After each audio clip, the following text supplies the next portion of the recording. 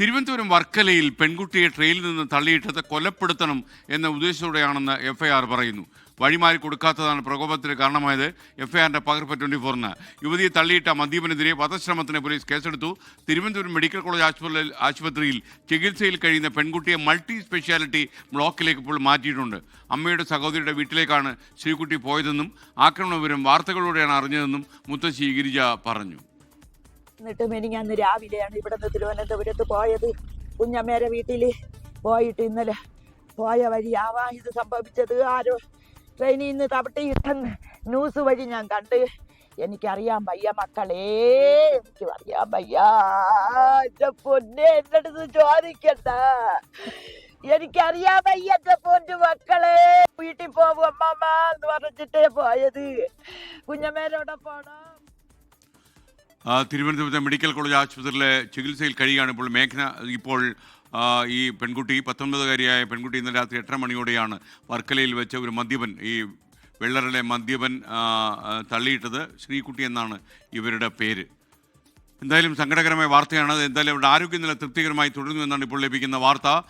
മേഘന മുരളി അല്പസമയത്തിന് നമുക്കൊപ്പം ചേരും. അതോടൊപ്പം ഈ എഫ്ഐആർ ഇട്ട് കഴിഞ്ഞു. കൊലപാതക ശ്രമത്തിനാണ് എഫ്ഐആർ പോലീസ് ഇട്ടിരിക്കുന്നത്. ഷബീദ് റാവുത്തർ എഫ്ഐആറിൻ്റെ വിവരങ്ങളുമായി ചേരുന്നു. പറയൂ ഷബീദ്.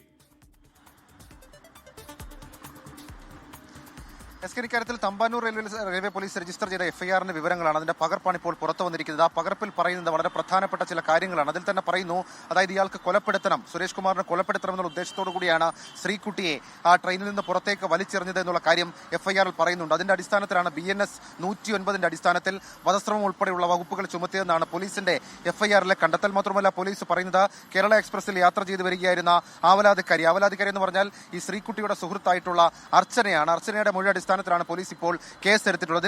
ശ്രീകുട്ടിയും സുഹൃത്ത് അർച്ചനയും തമ്മിൽ ഈ ട്രെയിനിൽ യാത്ര ചെയ്ത് വരികെ വാതിൽ ഭാഗത്തെത്തിയ സമയം ശ്രീകുട്ടി മാറിക്കൊടുത്തില്ല എന്നുള്ളതിൽ ഈ പ്രതിക്ക് ഉണ്ടായതായി ഈ എഫ്ഐആറിൽ പറയുന്നുണ്ട്. മാത്രമല്ല ഈ വൈരാഗ്യത്താൽ ഈ പ്രതി ഈ ശ്രീകുട്ടിയെ കൊലപ്പെടുത്തണമെന്നുള്ള ഉദ്ദേശത്തോടു കൂടി ഓടിക്കൊണ്ടിരുന്ന ട്രെയിനിൽ വെച്ച് അതിന്റെ വാതിൽ ഭാഗത്ത് വെച്ച് നടുവിൽ ചവിട്ടി പുറത്തേക്ക് തള്ളിയിടുകയായിരുന്നു എന്നുള്ളതാണ് എഫ്ഐആറിലെ കണ്ടെത്തൽ. കൂടാതെ അർച്ചനയെ ആക്രമിച്ചുവെന്നും ഈ എഫ്ഐആറിൽ പറയുന്നുണ്ട്. അതായത് ഈ ശ്രീകുട്ടിയെ തള്ളിയിടുന്നത് കണ്ട് നിലവിളിച്ചുകൊണ്ട് ഓടി വന്ന അർച്ചന എന്ന് പറയപ്പെടുന്ന സുഹൃത്തിനെയും ഈ പ്രതി ആക്രമിക്കാൻ ശ്രമിച്ചു. അതും സമാനമായി തന്നെ കൊലപ്പെടുത്തണമെന്നുള്ള ഉദ്ദേശത്തോടു കൂടി അവരെയും പുറത്തേക്ക് വലിച്ചെറിയാനുള്ള നീക്കമാണ് പ്രതിയുടെ ഭാഗത്ത് നിന്ന് ഉണ്ടായതെന്നും ഈ ആക്രമണത്തിൽ ഈ ശ്രീകുട്ടിക്ക് ഗുരുതരമായിട്ടുള്ള പരിക്ക് പറ്റിയെന്നും ശ്രീകുട്ടി മെഡിക്കൽ കോളേജ് ആശുപത്രിയിൽ ചികിത്സയിൽ കഴിയുന്നു എന്നുള്ള കാര്യം കൂടി ഈ എഫ്ഐആറിൽ പറയുന്നുണ്ട്. ഏതായാലും സുരേഷ് കുമാറിനെതിരെ വളരെ ഗൗരവത്തിലുള്ള വളരെ പ്രധാനപ്പെട്ട വകുപ്പുകൾ ചുമത്തിയിട്ടുണ്ട്. വധശ്രമം ഉൾപ്പെടെയുള്ള വകുപ്പുകൾ ചുമത്തിയിട്ടുണ്ട്. അല്പസമയം മുൻപ് ഈ റെയിൽവേയിലെ ഉന്നത ഉദ്യോഗസ്ഥർ, ഞാനിപ്പോൾ നിൽക്കുന്ന ഈ തിരുവനന്തപുരം റെയിൽവേ പോലീസ് സ്റ്റേഷൻ ഉള്ളിലേക്ക് എത്തിയിരുന്നു. ഇന്ന് രാവിലെയാണ് ഇയാൾ കുറിച്ചൊരു ബോധാവസ്ഥയിലേക്ക് എത്തിയത്. അതിനുശേഷം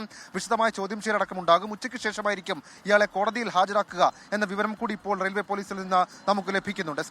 ലോകത്തെവിടെയായാലും ഏത് സമയത്തും 24 വാർത്തകളും ഓഗ്മെന്റഡ് റിയാലിറ്റി പാക്കേജുകളും എക്സ്പ്ലെയിനറുകളും വിശദമായി കാണാൻ ഞങ്ങളുടെ യൂട്യൂബ് ചാനൽ നിങ്ങൾക്ക് സബ്സ്ക്രൈബ് ചെയ്യാം.